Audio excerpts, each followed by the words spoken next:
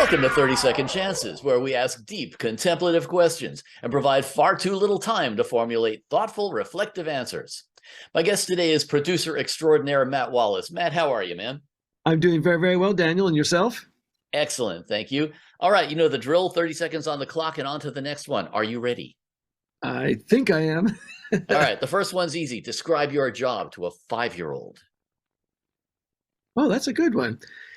I'm the audio equivalent of a movie director. Basically, I corral the talent. I try to help them choose the songs, work on the tempo and the key of the songs. As we're recording, I say that's a good performance. That one's not a good performance. I might say things like, "Hey, maybe we should add a bridge to this song." So I'm basically the cheerleader and the person who helps you kind of deconstruct and then reconstruct your songs in the best possible way. Next question. That was very good. Although I will say there were a lot of big words in there, which a 5-year-old probably. I'll try to keep it simple. Tell me about an irrational fear or strange belief you had as a small child. Oh my goodness, irrational or strange belief.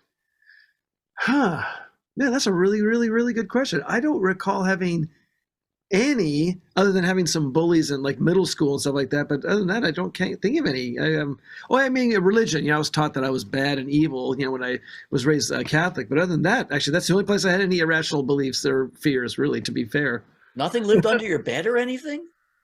No, never. I don't remember ever having anything like that. What a deprived childhood you had. Next question. Tell me about the most unusual job or gig you've ever had.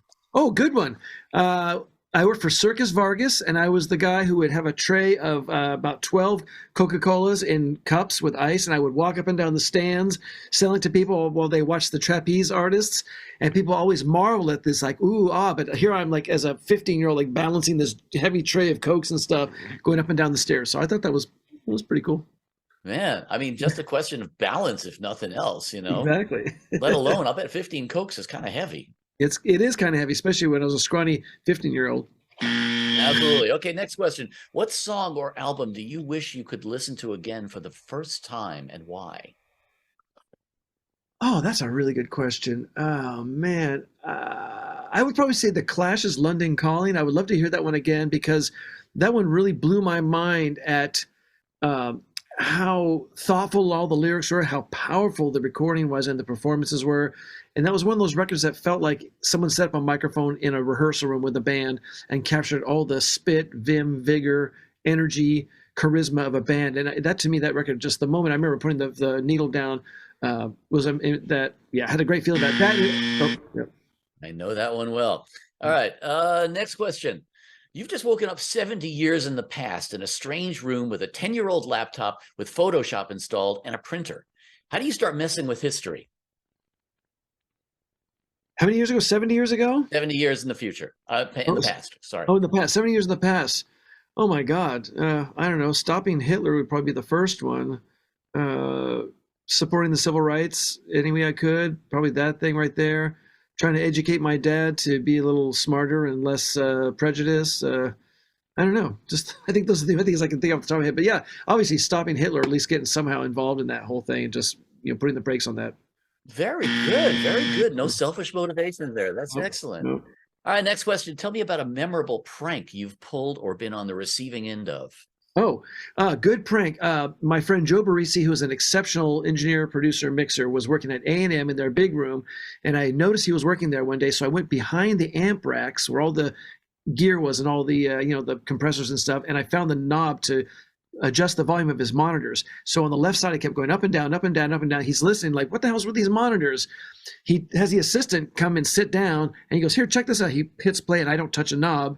The assistant gets up and walks away. The moment Joe pushes play, I go up and down, and he's like, what the hell is going on here? That was one of my favorite pranks. Oh, that's mean. It is.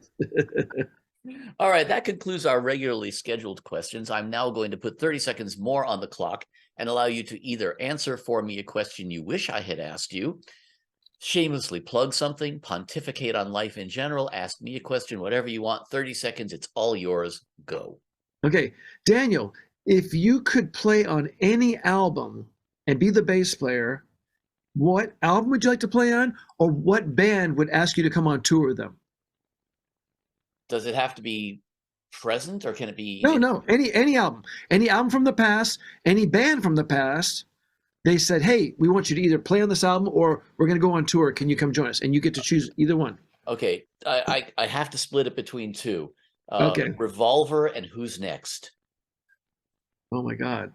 Boy, that's a good one. That's a really good one. Yeah. Absolutely. But Two of Who's the best Next bass players in the world, and Yeah. Two of the finest examples of recording. Yeah. To my mind. Yeah. Who's Next especially. That one gets you in my guts. I love that album. Absolutely. Terrific. All right. Well, that concludes our episode of 30 Second Chances. Matt Wallace, thank you for being my guest.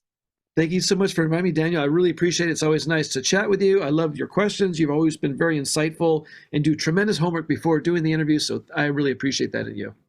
Damn.